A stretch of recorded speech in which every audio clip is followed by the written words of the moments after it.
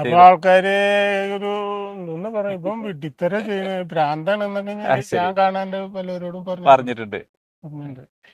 പിന്നെ ആരാ ധൈര്യം തന്നു സാറിന്? ധൈര്യം ആള് പറഞ്ഞാ പിന്നെ വിശ്വസിക്കുക. ശാസ്ത്രം നമ്മള് വിശ്വസിക്കണം. ഇതന്നെയാണ് ആൾക്കാർക്ക് പ്രശ്നം. ആൾക്കാരെന്താ വെച്ചാൽ ഈ ടെക്നോളജിയാണ്, ഇത് ചെലവ് കുറഞ്ഞ ടെക്നോളജിയാണ്.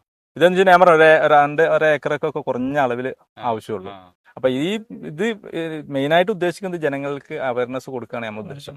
ഇത് ചെയ്തു കഴിഞ്ഞാൽ ചില കോസ്റ്റ് കുറവാണ്. ഇപ്പൊ സാധാരണ രാസവളം എത്ര വണ്ടിയിൽ കൊണ്ടുവരും. ഇപ്പൊ രാസവളം NPK തന്നെയാണ് നമ്മൾ സ്പ്രേ ചെയ്ത് കൊടുക്കുന്നത്. അടിയിൽ കൊടുക്കുന്ന സാധനം തന്നെയാണ് ഇവിടെ ചെയ്യേണ്ടത്, സ്പ്രേ ചെയ്ത് കൊടുക്കുന്നത്. അപ്പൊ എന്താ ചെയ്യാ, ചില ആൾക്കാർ എന്ത് ചെയ്യും, ഇപ്പൊ വായക്ക് ചില ആൾക്കാർ എന്ത് ചെയ്യും, പിന്നെ ഒരു പ്രാവശ്യം അടി കൊടുക്കും, ഒരു പ്രാവശ്യം മുകളിൽ കൊടുക്കും.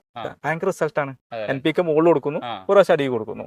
അടുത്ത 6 വളം ചെയ്യല്ലോ. അപ്പൊ അങ്ങനെ ചെയ്യുന്നതോടുകൂടി എന്ത് ചെയ്യും, ചെടി നല്ല ഗ്രോത്ത് ചെയ്യുന്നുണ്ട്. ഈ സ്പ്രേ ചെയ്യുമ്പോൾ എന്ത് ചെയ്യും, കോസ്റ്റ് വളരെ കുറവാണ്.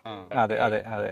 അപ്പൊ എന്തായാലും അന്നത്തെ ആൾക്കാർ ഇപ്പൊ കണ്ടിട്ട് എന്ത് പറയുന്നു, കണ്ടിട്ട് ഇപ്പൊ കൊറേ അധികം സ്ഥലത്ത് വർക്ക് കിട്ടി.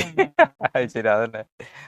ഞാൻ ഇവിടുന്ന് ഫസ്റ്റ് അപ്ലൈ ചെയ്ത് പോയപ്പോ എന്നെ വിളിച്ചു പറഞ്ഞത്, ആൾക്കാരൊക്കെ പറയുന്നത് വിഡിത്തരായോ എന്ത് പൊട്ടത്തരം നീ കാണിക്കണെന്ന് ചോദിച്ചിട്ട് അപ്പോഴും നല്ല ധൈര്യം വളം തന്നെ ഇതിനെ ഗുണം അറിയാവുന്നതുകൊണ്ട് തന്നെ തോമസേട്ടാ അത് നമുക്ക് ശരിയാക്കാം.